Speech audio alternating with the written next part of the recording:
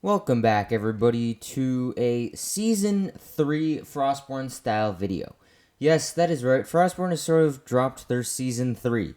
And, well, I guess you could sort of compare it to LDUE Season 3 in and of the fact that it's massive. I'm not going to overhype and, scream that it's giant and it's going to, it might revolutionize the game, but I'm a realist here. Anywho, let's get into that. But first, if you haven't already, consider subscribing, join my Discord, follow my Twitter, you know the drill. Let's get into this.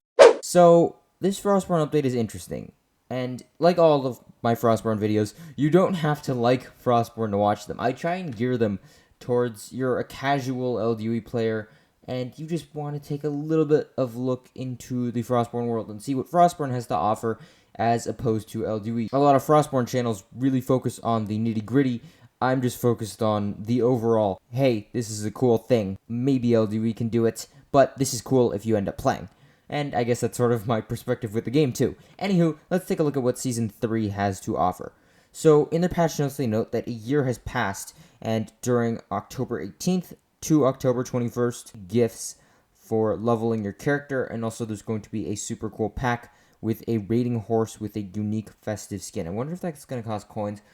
Somebody at the comments has got to yell at me, or somebody in my Discord, yell at me to do that, because I'm going to forget about that and miss it. I'm kind of curious what that limited time thingy has to offer. Usually, games of this type don't have a limited time window, or a limited time window of 3 days, that being. Head over to the Temple of Ancestors to participate in the new season. That's a season zone event. I know, putting it like that sounds really harsh, but at the end of the day, remember that this is a season. At the end of the time, it disappears once the season's over. All of that sort. Still the same from LDUE. What I find most interesting is to find pages scattered throughout various locations and bring them to the temple.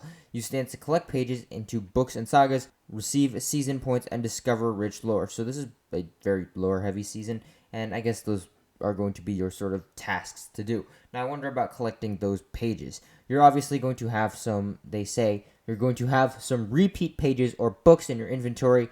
Donate it to one of the AIs, who will purchase them for silver. Obviously, that has a limit, so they want you to make the most of it. Like with all Frostborn seasons, they added new armor, which actually does stuff in the game, which surprises me. I know LDUE just kind of adds new armor with like the motorcycle armor, the raiders armor, and all of that, but it really doesn't do anything in the game, and it's so few and far between that it really doesn't matter. But this one does matter.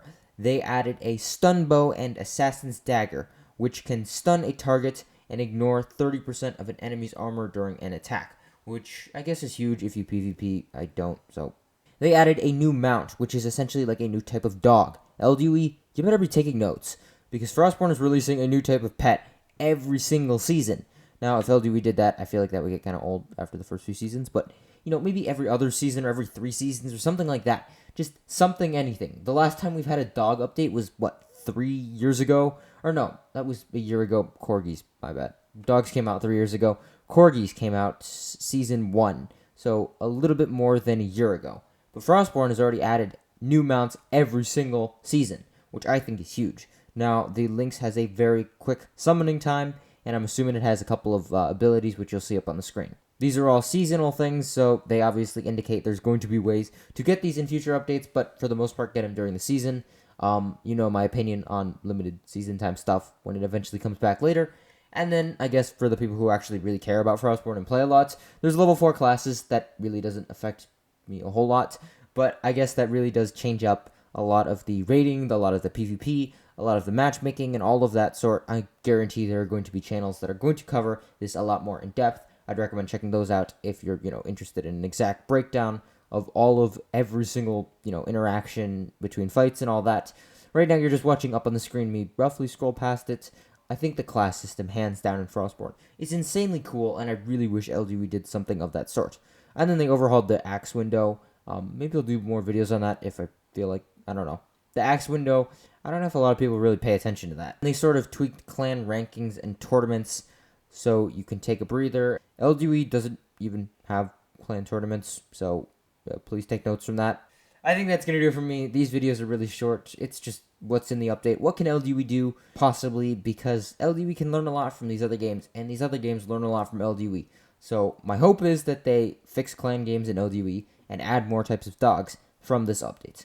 Anywho, Let me know your thoughts down below. I'm curious to know what everyone thinks of these Frostborn open beta tests.